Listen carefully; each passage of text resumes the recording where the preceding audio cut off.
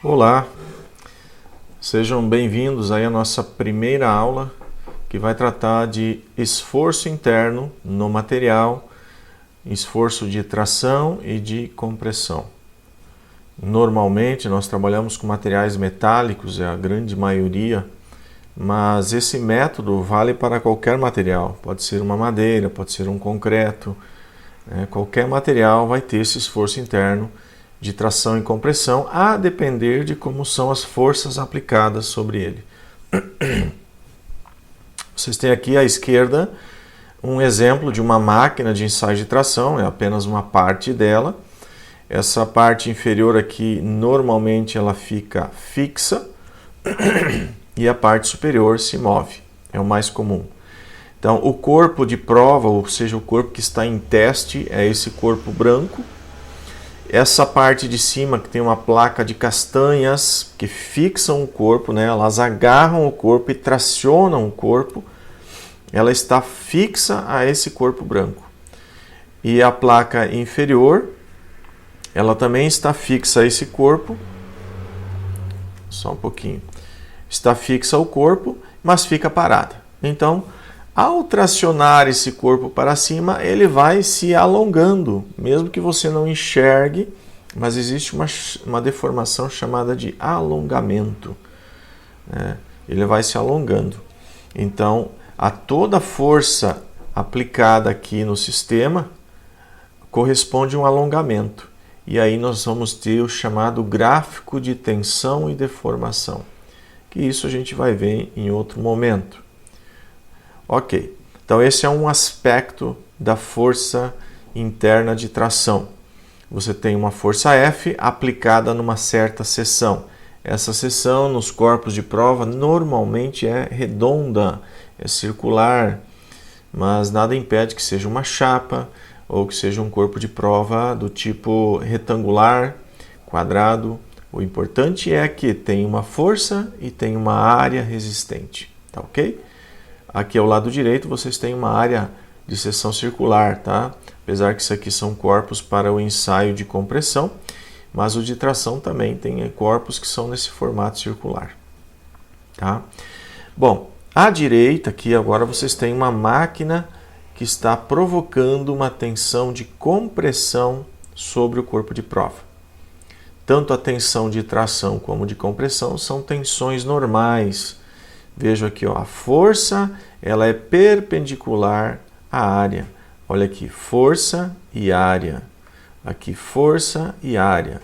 Então, tração e compressão pura provocam tensões normais, tá ok?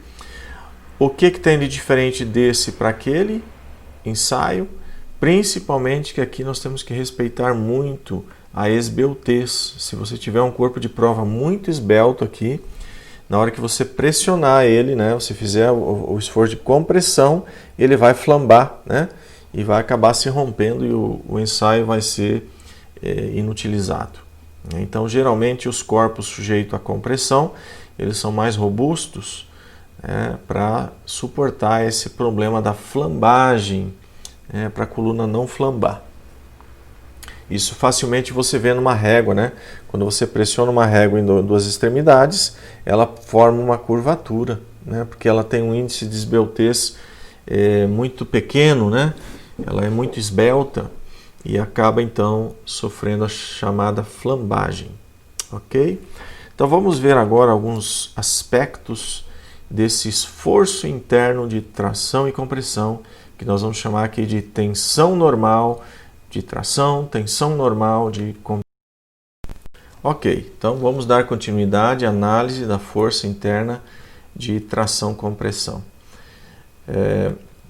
Você tem aqui um corpo de prova. Esse corpo de prova aqui está sujeito aqui a uma força de tração.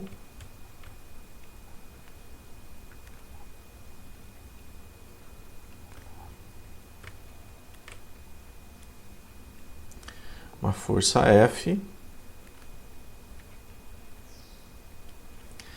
E ele mesmo, ele tem uma área de resistência, que nós vamos colocar aqui como sendo uma área uma área de seção quadrada, que é o mais fácil de compreender no momento.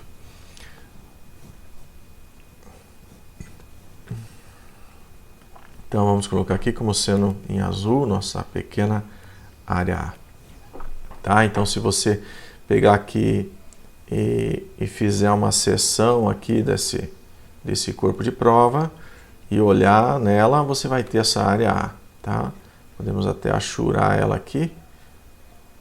É a nossa área resistente. Tá ok? Bom, como é que se comporta essa força dentro do corpo? Ou seja, a cada área A, como é que se comporta? É relativamente simples, a ideia é bem intuitiva. Então vamos pegar aqui e refazer aqui a nossa área, só que fazer meio em perspectiva.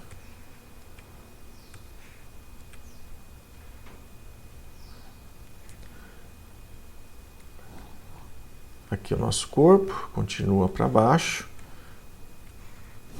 E dentro dessa pequena área, nós dividimos ela em sub-áreas.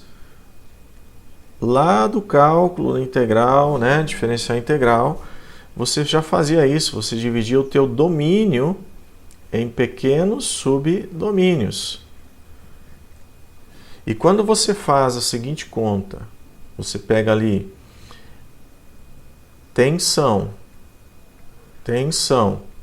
igual a força sobre área, você na verdade está fazendo o quê? Você está pegando aquela força principal, que é uma força F que está sendo aplicada lá em cima, né? E está dividindo ela por essa área e vai te gerar o quê? Pequenas forças em cada areazinha dessa. Opa! Então cada pequena área dessa tem uma forcinha aplicada. E como era lá no cálculo, aqui também.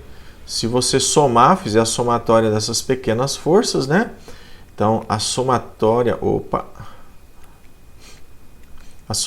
dessas pequenas forças F aqui, vamos fazer ela nesse outro aqui. A somatória dessas pequenas F vai te dar a tua F total. Então, cada forcinha dessa é uma F1, uma F2, uma F3 e assim por diante. Isso aqui é o cálculo diferencial integral aplicado aqui no problema de tensão-deformação. Tá bom? Ok. Então, e detalhe, né? Já falei disso, mas elas sempre são perpendiculares à área a que ela está aplicada. Tá ok? Então, olhando agora essa seçãozinha aqui num outro ângulo, para a gente ter uma outra forma de visualização, vamos trazer para cá nessa mesma altura aqui, ó, como se fosse o nosso corpo de prova, só a parte de baixo, a parte inferior. Vamos aplicar aqui a nossa pequena força, aqui, a nossa força total, aliás, aqui embaixo, nossa força F, e vamos agora olhar para a parte de cima desse problema. Então, depois que você fez a seguinte conta, que a tensão aplicada é igual a força sobre área, você pode traçar um novo formato aqui. Vamos pegar aqui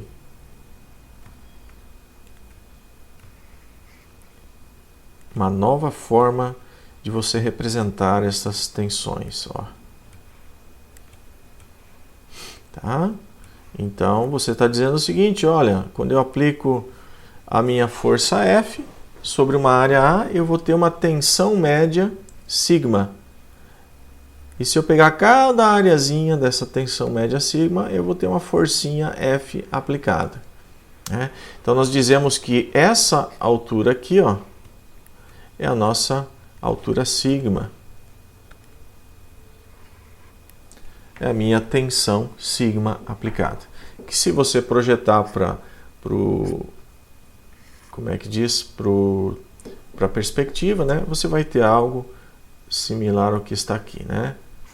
Uma tensão aí aplicada ao longo de toda, né, de toda a seção, tá ok? Então aqui, ó, várias forcinhas aplicadas aqui, né? Se fizer essa somatória, volto a lembrar dessas Fzinhas aqui, ó. Cada uma dessa aqui é uma F, né? Uma FI, digamos. Se fizer somatória de FI, vai te dar a força F aplicada, ok? Então essa é a tensão de tração. Volto a lembrar, ela sempre é perpendicular ao objeto, e no caso da seção ser uniforme, dependendo da configuração do problema, ela vai ser constante ao longo de toda a seção. E vocês, no nosso conteúdo, na nossa disciplina, vocês vão trabalhar com tensões constantes ao longo da seção, tá ok? Agora, na compressão, o que é que muda na compressão? Na compressão, muda apenas o sentido da F. Vou colocar aqui em outra cor, ó. Vamos pegar aqui essa magenta. Só muda o sentido, em vez de ser de tração, agora você está comprimindo o objeto, tá?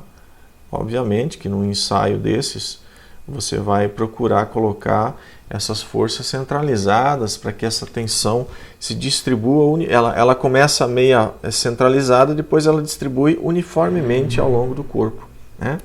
Então aqui também essa F estaria centralizada. E ao comprimir, o que muda de toda essa nossa relação?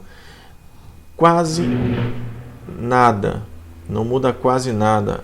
O que vai alterar é apenas o sentido dessas FIs. Em vez de ser saindo da área, ela vai estar entrando na área.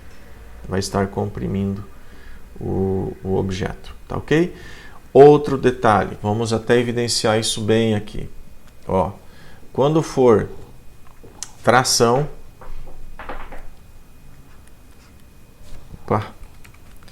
vamos colocar aqui em vermelho, né? Tração, o nosso sigma é maior do que zero, tá ok? Então, se eu falar de uma tensão positiva, normal, essa é uma tensão normal, são normais, tensão normal, ela é maior que zero. Se eu falar de compressão,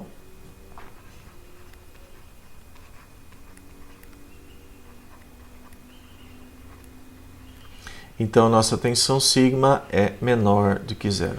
Então falou de uma tensão de compressão, e você está com uma tensão negativa. O material está diminuindo o seu tamanho, ele está sendo comprimido na direção do esforço. Tá? Falou de uma tensão positiva, ele está sendo alongado na direção do esforço. Tá ok? Então, basicamente seria isso. Tá? Fica ainda uma pequena aula complementar sobre gráfico de tensão-deformação, que nós vamos tratar nas próximas videoaulas. Tenham um bom estudo, aproveitem o conteúdo, revisem a aula, façam um resumo. São conceitos relativamente novos, mas que vocês devem levar isso daí junto com vocês para compreender bem os fenômenos envolvidos aí no dia a dia, na área de mecânica.